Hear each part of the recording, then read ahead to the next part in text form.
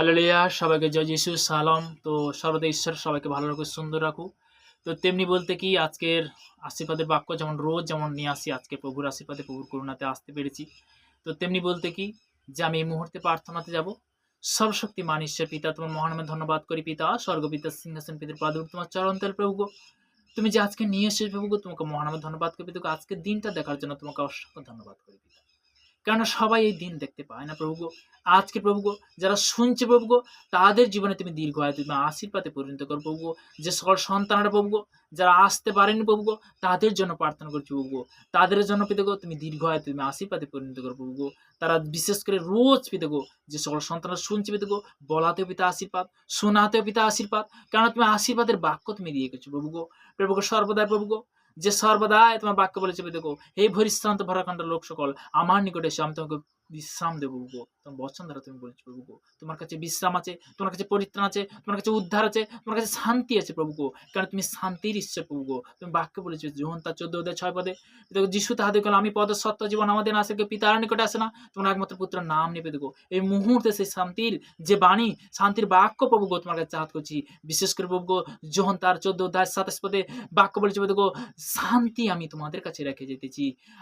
পিতাগো, সর্বদাই সেই শান্তি, যে বচন, সে বাক্য তুমি যে বলে গেছো প্রভু গো, সে বাক্য অনুসারে তোমাকে চাহাত করছি প্রভু। প্রত্যেকটা সন্তানকে দেখো তুমি বিরাজমান করবে যিশু নামতে। আমি প্লেস করি যিশু নামতে। পিতা, পুত্র, পবিত্র আত্মার নাম থেকে চালাম।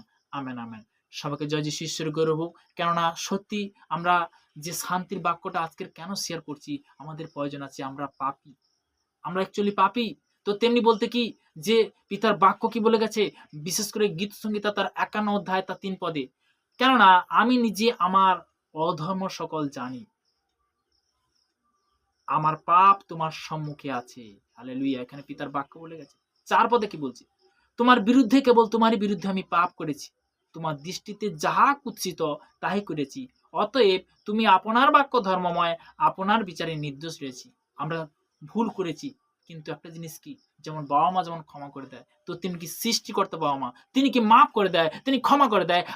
আজকের যাদের মধ্যে এই পবিত্র বচন যাচ্ছে, তাদের মধ্যে জীবনে পিতাকে সর্বদা তুমি নর্মতা সহকারে পিতা তুমি মাপ তুমি নিয়ে আসলে ঈশ্বর, তুমি ক্ষমা করলে ঈশ্বর, তেমন বিশ্বাস পেতে গো সর্বদা তুমি বচন থেকে পেতে গো। কারণ আমরা তোমার কাছে পেতে গো নত হই, ধীরতা হয়ে প্রভু তোমার বাক্য অনুসারে আজকে এই মুহূর্তে প্রভু যে শুনছে প্রভু, তাদের জীবন পেতে গো তুমি সেই স্বভাবকে নিয়ে আসো, তাদের সুন্দর স্বভাব নিয়ে আসো পেতে, নম্রতা, ধীরতা তুমি কন্ট্রোল করো যিশুর নামে পেতে গো। এই প্রার্থনা নাসরতে প্রভু যিশু খ্রিস্টের নাম থেকে যাওয়া। Amen, amen, amen.